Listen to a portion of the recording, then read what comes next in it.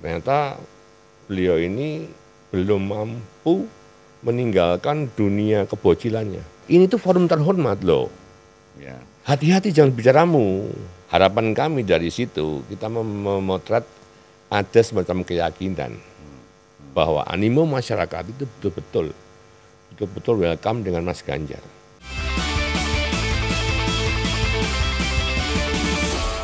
Sampurasun Lur. Jumpa lagi dengan DDM. Kali ini saya mengundang seorang alumni Unpad Balad Ganjar, Kang Gatot. Kang Gatot apa panjangnya? Mur Cahyo. Mur Cahyo. Kang Gatot ini alumni Unpad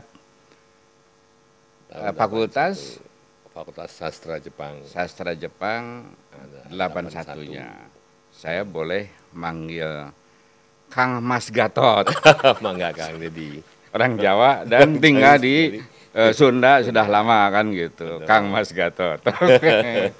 Kang, ya, setelah lulus dari sastra Jepang, ya, apa yang Kang lakukan? Ya sesuai dengan keadaan saat itu saya harus segera mempertanggungjawabkan gelar saya, membuktikan hasil-hasil studi saya, kemudian bekerja di sebuah perusahaan Jepang. Oke. Jadi sastra Jepang ya bekerjanya di perusahaan Jepang. Iya, begitu. Cocok lah, mantap. Oke. Ya. Ya, lantas kemudian dengan berjalannya waktu sambil menikmati kerja serta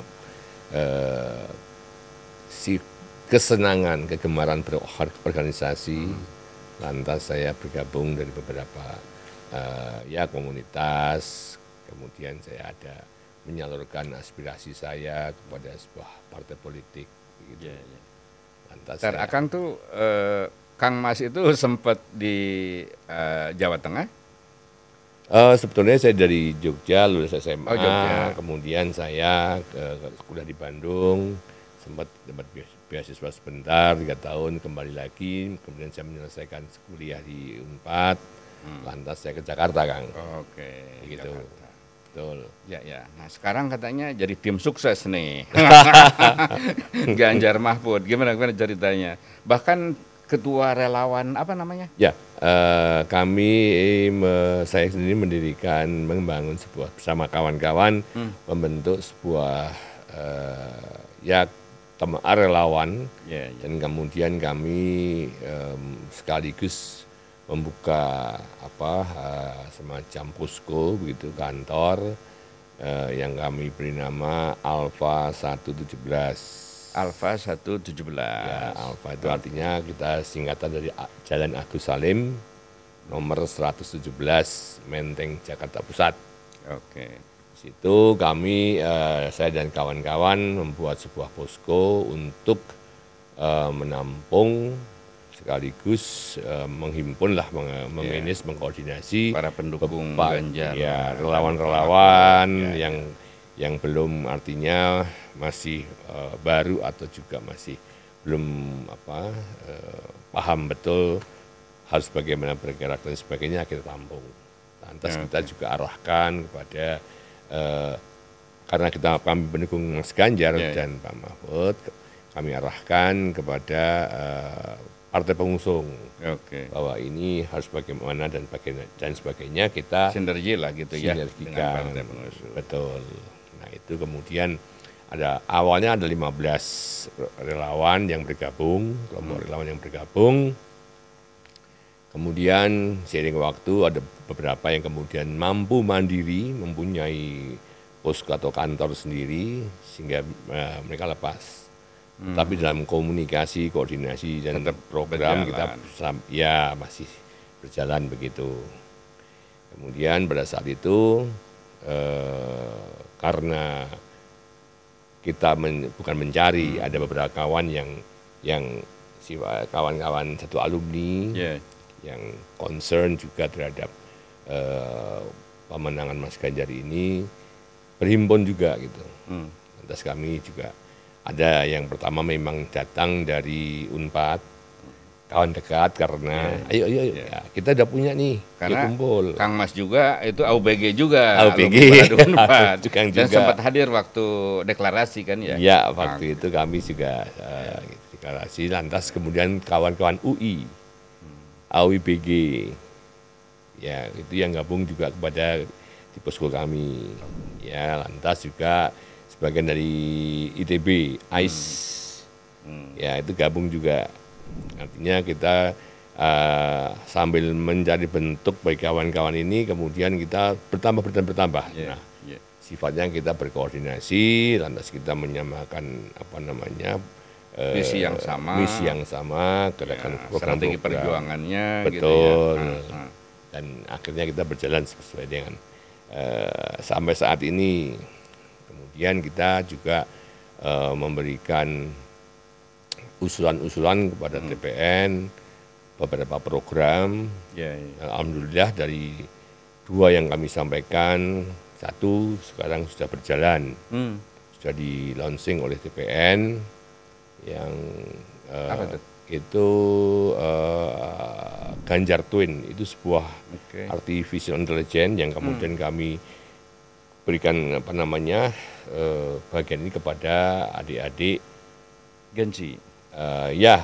Sebetulnya semua khalayak, tapi yang kemudian mengkoordinir, yang bertanggung jawab itu adalah anggota relawan kami, yaitu RGPE, relawan Ganjar Berkarya, sebuah relawan yang berhimpun di situ adalah teman-teman dekat SMA-nya Mas Ganjar, alumni SMA-nya Mas Ganjar, Bogri 1 di Yogyakarta.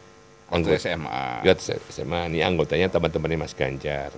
Ya, kebetulan juga saya diminta sebagai pembina di situ. Dan ini kemudian membawa produk Ganjar Twin, yaitu artificial intelligence yang kemarin waktu tanggal 30 Desember ya, di launching di Jakarta Theater bersama 3 program yang lain. Jadi beranak pinak lah gitu ya. Relawan ini bikin lagi wadah-wadah yang lain gitu. Betul. Jadi ada yang serangan udara, ada yang serangan darat. Betul sekali. Ya, luar biasa. Jadi ada serangan darat, kita lebih berbasis pada bakti sosial kepada masyarakat. Setiap minggu selalu ada, minimal seminggu sekali. Basis pemilihan Jakarta atau di tidak. Luar? Nasional. Jadi nasional. Jadi karena tadi anggota-anggota kami juga ada punya yang dibayarkan sampai Papua, Medan, Papua, ya kita membantu, yaitu di bawah Al-Nusa, Aliansi Nusantara, anggota dari kami. Lantas kalau kita lebih fokus pada memang Jakarta, Jawa Barat, dan Banten. Di samping itu ada juga di luar pulau juga ada. Mas, kita review lah ya. Siap. Setelah katakanlah 3 bulanan lah gitu. Ya. Pergerakan dilakukan, sinergi dengan semua pihak. Ya. Gimana review Mas tentang hasil atau katakanlah pengaruh dari penetrasi teman-teman relawan itu? Apakah misalnya peta ya sekarang ini cukup menggembirakan, optimis gitu atas kemungkinan Ganjar dan Mahfud ini masuk ke 2 putaran. Ini kan sekarang ada strategi 1 putaran gitu, dan orang menyatakannya, menganggapnya itu sebagai budaya kekerasan, bahasa kekerasan. Ini menarik nih kan. Gimana? Baik. Secara fakta ya memanglah kita karena model kami adalah betul-betul masuk kepada kantong-kantong atau istilah kata semacam micro targeting atau bahkan nano targeting ya. Ini yang pesan dari Mas Ganjar, harapan seperti itu, dan itu yang benar. Kita memang sebagai punya kebiasaan budaya di PDI Perjuangan itu betul-betul masuk ke grassroots. Grassroots ya itu sampai pada micro targeting bahkan nano targeting. Nano targeting itu ya sel-sel kecil yang harus kita. Jadi canvassing, Ya, targeting, betul sekali. gitu ya. Canvassing itu satu hal yang sudah terbiasa lah. Oh, Kalau bisa dibilang tiap hari ada. Kan banyak anggota yang kemudian jadwalnya bergantian. oke. Ya, kemarin kita di Pandeglang, kawan-kawan RGPE, lantas besok ada kawan dari AWBG yang kemudian berkoordinasi langsung dengan TPN di beberapa tempat kemarin ada di Jagakarsa dan sebagainya. Oke. Itu sudah. Dan harapan kami dari situ kita memotret ada semacam keyakinan bahwa animo masyarakat itu betul-betul welcome dengan Mas Ganjar dan Pak Mahfud juga. Nah ini kemudian kalau kemudian muncul ada semacam isu-isu dari berbagai hasil survei dari antah berantah tersebut, Antah berantah ya. ya itu menjadi kita ya bukan kita tidak perhatikan, namun kita senyumin sajalah. Kan ada survei. Nah, surveinya tadi yang menjadi kita sudah tidak apa-apa. Tapi oke lah, jadi survei kan hanya snapshot saja, kan bukan instrumen sesuatu yang aja. permanen. Betul. Bisa oke lah, ada yang naik kan, ada yang di bawah segala macam. Betul. Ya itu sih kita perhatikan. Betul. Gitu. Betul, Yang betul. Pasti kan kita tetap berjuang. Ya, Gitu. Dan betul. rasa-rasanya berat lah ya, tidak mungkin lah bisa satu putaran ya. Ya. Sampai saat ini ya kan suara nomor 2 tuh kan masih di sekitar 45-an, 46 Ya. gitu ya. Betul. Kalau tiba-tiba ada hasil survei yang tadi 50 50, lebih gitu, nah itu survei tadi. Kang Deddy saya yang P kan. Oke. Betul. Jadi itu hanya sekedar itu sajalah Ya. pijakan-pijakan untuk tadi kita memberikan untuk memberikan semangat aja. Ya, gitu. betul. Kalau di grassroots sendiri, pengalaman kami mereka tidak begitu paham atau care ya dengan hasil-hasil survei tersebut. Ya, ya. Toh mereka betul-betul tulus ya, ketulusan yang kami nilai, ada kita rasakan. Lantas memang di berbagai tempat seperti Kang Deddy katakan tadi mulai sudah ada semacam tekanan-tekanan, mulai ada intimidasi itu nyata. Nah, jangan-jangan intimidasi seperti itu yang membuat suaranya, hasil pollingnya itu stagnan sekarang. Betul. Kan mulai dari tadi pernyataan satu putaran, itu kan juga, wah ini kan jumawa kan kira-kira gitu. Betul. Yang kedua misalnya ASN yang dimobilisasi. Betul.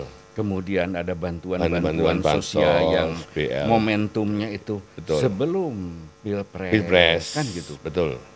Ini yang kemudian memang betul dari Ini bikin rakyat fenomena. ini kan mulai ini apaan gitu. Itulah. Ini mau jujur mau enggak pemilu ini, pilpres ini. Gitu. Nah, yang lebih yang ini agak sedikit kok ya hal tersebut dilakukan oleh seseorang yang di luar area kerjanya. Masih ada orang gimana ya mau mengatakan mengapa hal tersebut pun dilakukan oleh seorang presiden. Ini yang kami juga menjadikan sebuah, nah ini ada apa begitu. Dan presiden punya anak soalnya gitu. Oh begitu. Nah ini kan kemudian menjadi sebuah ya kita diskusi dengan masyarakat, sadar kok masyarakat itu. Ya awalnya kita berikan pengertian kepada mereka loh. Kan dia punya anaknya seperti Kang Deddy bilang tadi, kan anaknya maju Bu, Pak begitu. Tapi masa begitu tuh Pak? Ya sebetulnya ada yang bertugas khusus untuk hal tersebut, misalnya Menteri Sosial itu kan kalau kita dalam konteks penyebaran bansos. Ternyata Menteri Sosial tidak dilibatkan. Nah, dilibatkannya ada apa? Nah, kita sambil canvassing pada mereka menyampaikan bantuan-bantuan sosial juga, bakti sosial, penanaman mangrove juga, sekalian pembagian ya bingkisan-bingkisan kecil lah, sekaligus memberikan pendidikan politik pada masyarakat.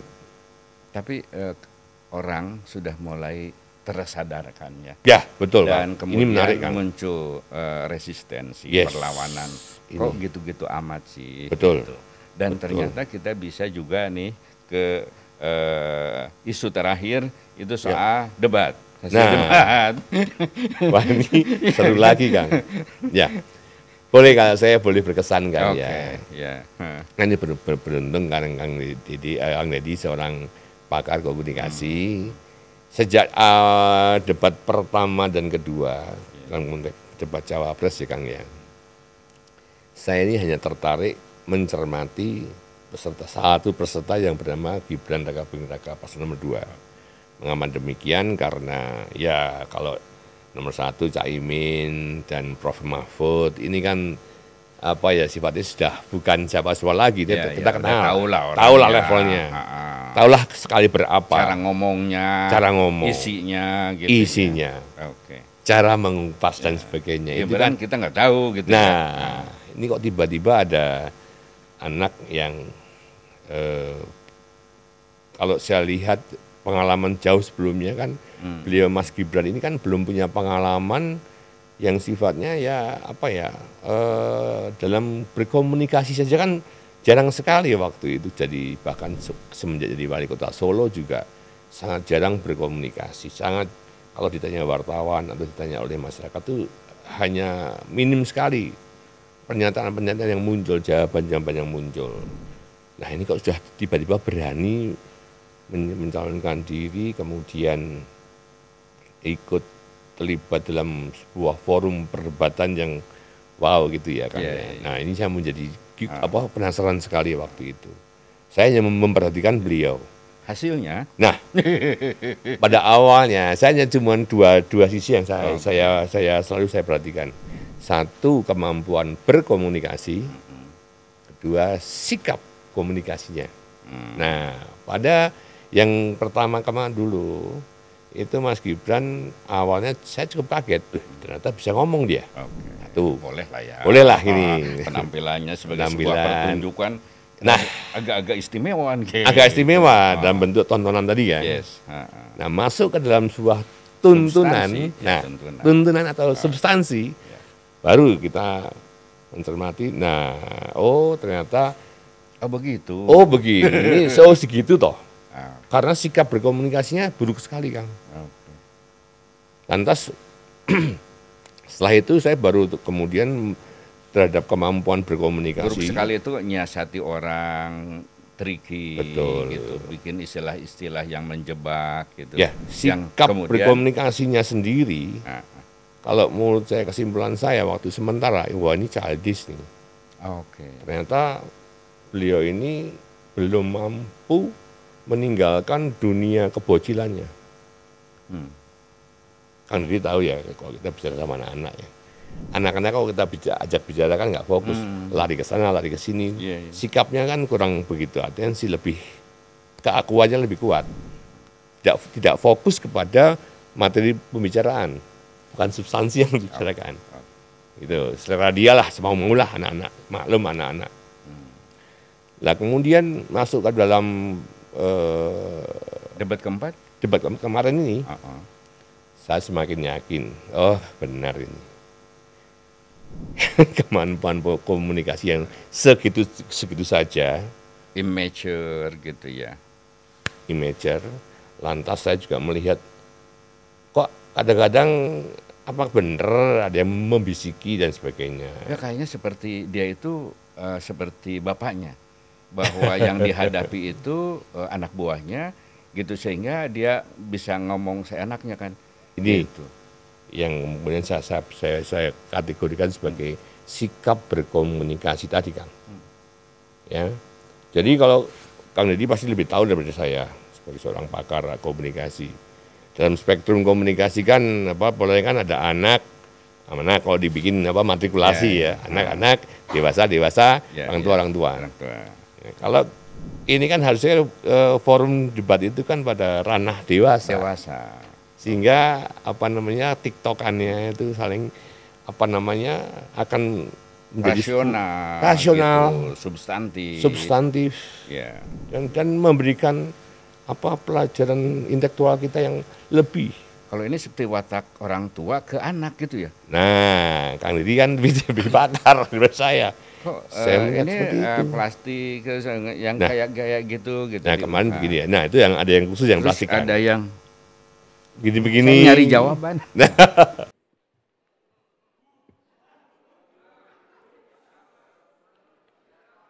Saya lagi nyari jawabannya Prof. Mahfud.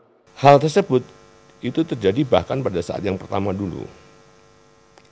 Dan di situ saya lihat Pak Mahfud betul-betul ingin mencoba menolong Mas Gibran, mengingatkan pada awal pembicaraan, pada awal menjawab, memulai kalimat itu dengan mengatakan Mas Gibran yang terhormat. Nah itu kan indikasi bahwa sindiran bahwa Mas Gibran ini anak muda, ini tuh forum terhormat loh. Ya. Hati-hati jangan bicaramu. Gitu loh. Tapi dua sayap itu. Yang pertama memang ingin menghargai kan gitu. Yang kedua? Yang kedua ya tadi ya nyindir lah. Nah gitu, ya wajar kan. Nah itu makna subjektif subjektifnya ya, gitu. seperti itu. Tetapi secara makna objektif, apapun Gibran, siapapun harus dihormati sebagai calon. Betul. Wakil presiden kan luar biasa ya. Luar biasa. Seorang profesor menghargai seorang anak. Seorang profesor yang kemudian mencoba menarik ya, mengingatkan. Maka bahasa orang tua dan anak kan seperti itu. Artinya kejiwa besaran seorang Profesor Mahfud itu kan luar biasa. Dan itu impact-nya kan sehingga netizen atau sentimen publik kan menjadi positif pada beliau. Memang kalau kita bicara tentang perdebatan beda dengan diskusi atau dengan musyawarah. Esensi debat kan menang kalah. Betul Kang ya? Yeah. Nah, menang untuk apa? Menang ya bagaimana? Tentunya atau draw lah paling tidak. Menang kalah lah. Nah, menang kalah dari sini kan bagaimana sejauh mana kita mampu mempertahankan atau bahkan mematahkan argumentasi lawan dengan cara yang elegan, dengan cara yang ini kan tergantung pada keluasan wawasan kita, referensi kita, paradigma berpikir kita, ya pengalaman yang itu, sehingga publik hanya menunggu sejauh mana atau setajam apa pisau analisisnya masing-masing debator paslon ini. Jadi kan umumnya gini, kita ibaratkan saya dan Kang Deddy berlomba nih, dikasih piring sama satu mangga misalnya, susu iris. Kang Deddy karena punya pengalaman, punya wawasan dan keahlian yang sudah terbuktikan akan mempunyai pisau yang tajam, bukan? Nah, kalau sebuah mangga dikupas dengan tajam, itu kan akan indah, ya, indah, dipotong, kemudian disajikan secara yang plus estetika, etika dan sebagainya kan muncul di situ, sehingga tampilannya indah, Kang. Saya besok yang tidak punya pengalaman, hanya pengalaman 2 tahun atau pengalaman yang dan sekolah pun belum komplit, artinya wawasan saya juga belum banyak, artinya pisaunya ditumpul kan, Kang, belum terasa kan.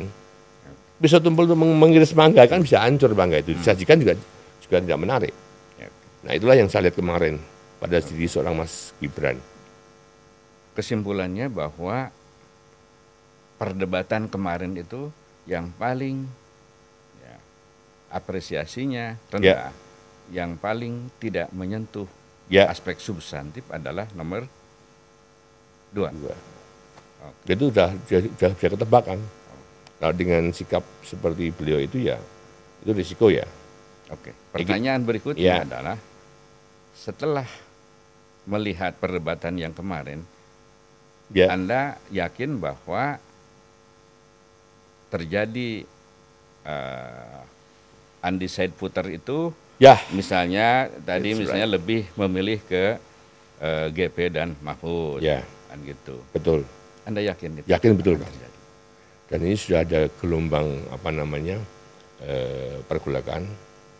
Kemarin Kang, di satu binaan kami, anggota relawan, di kota Depok, namanya Sigap. Ini ada sebuah relawan juga yang berafiliasi dengan kami. Didatangi sekitar hampir 100 antara 70 75, saya belum minta datanya, baru kemarin soalnya. Dari namanya Bolone Gibran. Itu artinya balat Gibran kalau bahasa Sundanya, balat ya. Gibran itu berbondong-bondong menyatakan ke Mas Ganjar. Pindah ke Mas Ganjar. Ya.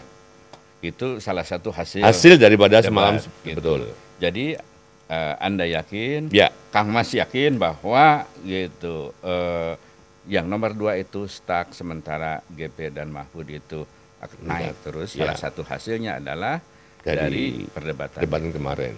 Betul sekali. Itulah obrolan saya dengan Kang Mas Gatot. Ya. Sampai jumpa. Terima kasih.